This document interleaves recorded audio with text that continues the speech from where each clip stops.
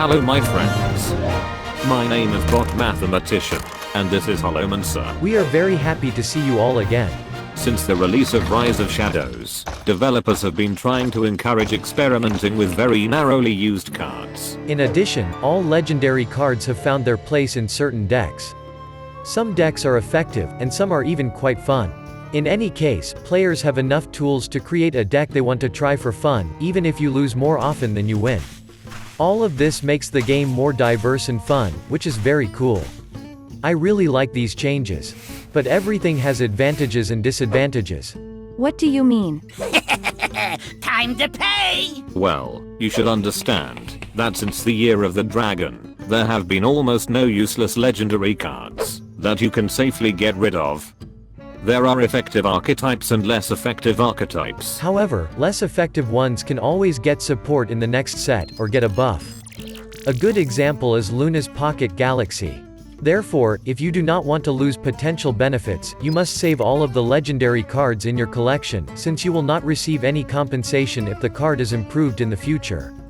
Also, do not forget about regular nerfs. Today your deck may be one of the best, then a day goes by and it has a win rate of less than 50%. In turn, some less productive decks become more effective. In this video, we will try to determine the best cards that can give you the most benefits.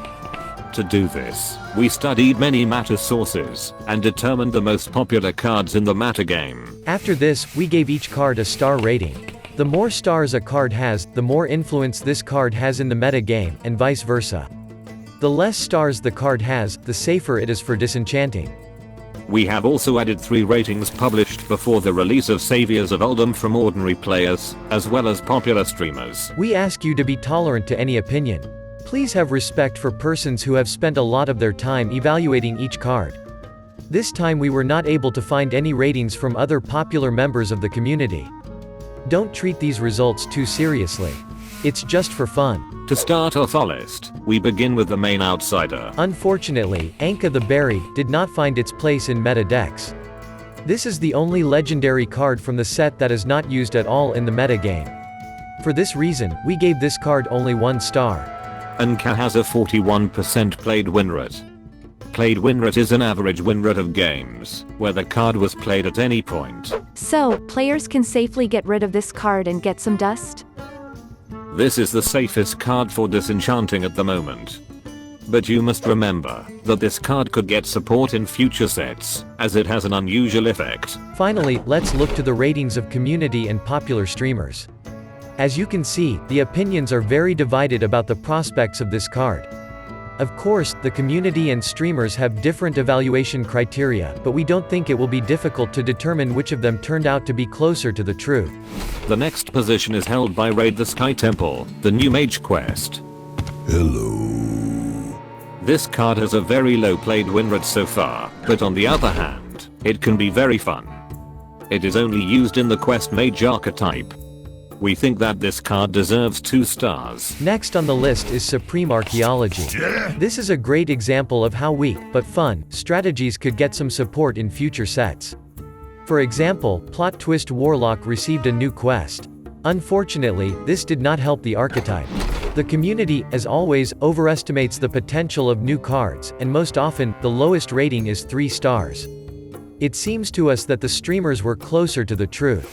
Hack the Sister is another slow and fairly weak quest with a low win rate. But despite this, it is interesting for 0.3% of players. Colossus of the Moon is not as weak as many thought. This card sees niche plays in Big Paladin, Big Shaman and also in some slow control decks. The played win rate is 55%. This means that more often he wins the game than loses. There is only one drawback: the card is too slow, and most often you will lose your battle before you can use it. Octosari is a very interesting beast that sees some play in Highlander Warrior and may find new homes in the future. But we must pay attention to statistics from HS Replay. Highlander Warrior has a win rate higher than the played win rate of Octosari. In other words, you are more likely to win if you have not played this card. Kripparrian was definitely mistaken in his predictions. In 17th place is Bizarre Burglary. Quest Rogue is very popular, and has 4% popularity. but the effectiveness of this deck leaves much to be desired. Yet another slow quest with an interesting hero power reward. The developers added some support for summoning minions, but it's still too slow versus very aggressive decks. Despite this, the archetype has some potential in the future. Vesina is a very effective card, but only for faster shaman archetypes. Cards that get buffed from the overload mechanic have always been strong, but it seems we lack some more synergies that help with the archetype. We think that the community and streamers have overestimated the power of this card in the current meta. In 14th place is Elise the Enlightened. This card found places in Maligo's Druid and Highlander Druid. New Elise has a very good played win rate, almost 60%. But this is only if you manage to play your combos. In spot 13 is Sir Finley of the Sands, another member of the League of Explorers. This card does not give you significant advantages, although it is quite flexible and very popular. Sir Finley is used in 3 different Paladin archetypes, the most successful of which is Murloc Paladin, but you can successfully use this deck without Finley at all. We decided to give this card 3 stars. The community and streamers gave very diverse ratings. Decide for yourself which of them made the correct prediction. The 12th position is held by Dark Pharaoh Tekken. This is a good card with a good win rate for Zoo Warlock. Next in line is Activate the Obelisk. This is a very important card for the 3 priest archetypes that are trying to use the potential of the new quest. In general, 3% of players use this card in the meta game, but it is not very effective at the moment. Now let's go to the top 10 best legendary cards. The 10th position is held by Untapped Potential. Quest Druid is viable, but has fallen off since the release. In the first days after the nerf, the archetype has gained some strength again. At number 9 is Corrupt the Waters, another quest that has become more effective after the nerf. If this trend continues, these cards will need to receive more stars from us. In 8th place is Armageddon, a very good card that can give you significant advantages in Control Warrior. On the whole, the win rate of the deck may change after the nerf, but we believe that this deck will still be strong enough. Trump definitely underestimated the potential strength of this card. Next in line is High Priest Ammit, an insane card for combo priest with a very nice win rate. In addition, this card has found its place in some versions of Quest Priest. It was a good choice for crafting, but after the nerf, Combo Priest feels worse than before. In 6th place, we put a big surprise for everyone. Highlander Mage was one of the top performing decks before the nerf. It has become a bit less efficient, but the deck is as fun as before. It's time to talk about a card that we assigned 4 stars. King Phaeris is a real boon for big spell decks. Play Phaeris onto the board and he will summon a minion of the same cost of every spell in your hand. If you manage to do this, you will get a significant advantage, and the played win rate of this card is 62%. This card is very good, but there is one drawback. Most archetypes in which the card is used have a low win rate. Making mummies is another quest. This card is heavily centered around the new reborn mechanic. Very good win rate, but very narrow application. The 3rd position is held by Dino Tamer Brand, with 5 stars. Bran rewards you with King Crush, an 8/8 minion with Rush. A very good card for very fun and effective Highlander decks. Now it's time to talk about Siamat. Siamat is a neutral minion that you can expect to see in a variety of current top tier decks, like Highlander and Control. The card is so good that it probably won't be losing its place in meta decks anytime soon.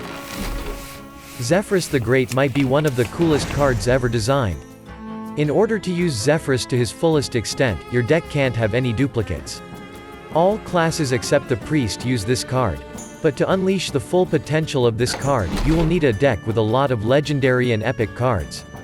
By the way, not all archetypes that use Zephyrus have good efficiency, but they are definitely very fun. So, who turned out to be closer to the truth? Ordinary players, who collectively voted on cards, or popular streamers? Last time, Trump made the most accurate predictions. This time we ask you to determine the winner. Please find the button on the screen and vote. Here are the voting results from our last video. We asked you to evaluate the efforts of the developers. Most players gave developers 4 stars. A quarter of the players don't seem pleased. They rated the new cards with 3 stars, and only 14% of the players were excited about the new expansion. Finally, we want to ask our a new question about solo adventure. So, do you plan to buy the Tombs of Terror? We created a YouTube poll. Find the button on the screen. Please vote and share your opinion in the comments. Alright, that's all for today. Thank you for being with us. And special thanks to Chris for text editing. We will meet in new videos. Good luck.